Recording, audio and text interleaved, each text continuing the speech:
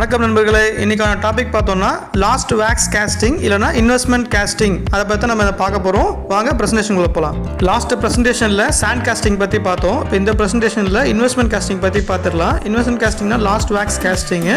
இதில் எப்படின்னா வேக்ஸ் தான் வேக்ஸ் பேட்டர்ன் ரெடி பண்ணிட்டு நம்ம என்ன பண்ண போகிறோம்னா ஷெல் ரெடி பண்ண போகிறோம். ஷெல் ரெடி பண்ணி அதில் மோல்டன் மெட்டல் என்ன மெட்டல் கிரேட் வேணுமோ அதை நம்ம போர் பண்ண போகிறோம்.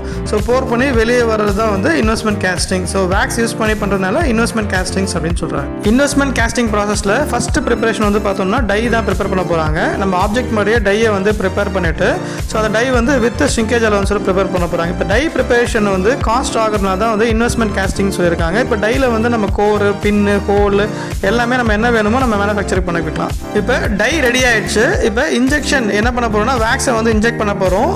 அதில் இப்போ ஹீட்டான வேக்ஸ் 80 டிகிரி வேக்ஸில் டிகிரி ஹீட் பண்ணிட்டு இப்போ என்ன பண்ண போறோம், அந்த டைல நம்ம இன்ஜெக்ட் பண்ண உடனே நம்ம வேக்ஸ் பேட்டர்ன் ரெடி ஆகிடும்.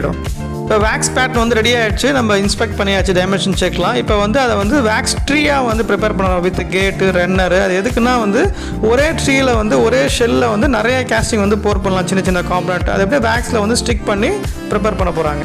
இப்போ நம்மளுக்கு வேக்ஸ் ட்ரீ ரெடி ஆகிடுச்சு. இப்போ அதில் ஷெல்லாக மேனுஃபேக்சர் பண்ணணும். ரெஃப்ராக்ட்ரி செராமிக்ஸ் அதேமாதிரி பைண்டர்ஸில் டிஃப்ரெண்ட் டைப் ஆஃப் டேங்க்ஸ், அதாவது மினிமம் கோர் சாண்ட்லேருந்து பிக் சாண்ட் ஃபைன் சாண்ட் வரைக்கும் நம்ம என்ன பண்ண போகிறோம்னா கோட் பண்ண போகிறோம். கோட் பண்ணி நம்ம ஷெல்லாக ரெடி பண்ண போகிறோம் போர் பண்ணுறதுக்கு.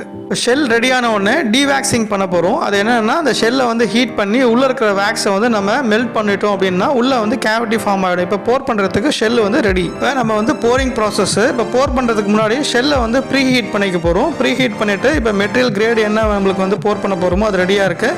இப்போ அந்த ஷெல்லை நம்ம போர் பண்ணி இப்போ ரெடி பண்ணி எடுக்க போகிறோம் கேஸ்டிங்கை. இப்போ போர் பண்ண மோல்டன் மெட்டல் சால்டிஃபை ஆன உடனே இப்போ அந்த ஷெல் இப்போ ready for preparation.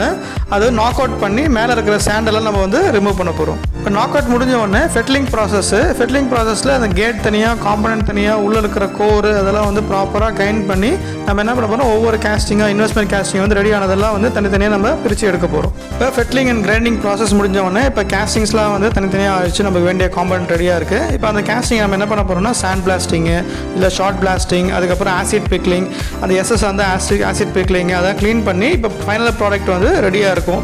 So it is final for ready for delivery. இதுதான் இன்வெஸ்ட்மெண்ட் காஸ்டிங்ஸோட ப்ராசஸ். இந்த ப்ரெசன்டேஷன் பிடிச்சிருந்ததுன்னா லைக் பண்ணுங்கள், ஷேர் பண்ணுங்கள், சப்ஸ்கிரைப் பண்ணுங்கள். எனக்கு ஒரு மோட்டிவேஷனாக இருக்கும். இதோடைய ஃபுல் வீடியோ லிங்க் டிஸ்கிரிப்ஷனில் கொடுத்துருக்கேன், பாருங்கள். நன்றி. நம்ம நெக்ஸ்ட் ப்ரெசன்டேஷனில் மீட் பண்ணலாம்.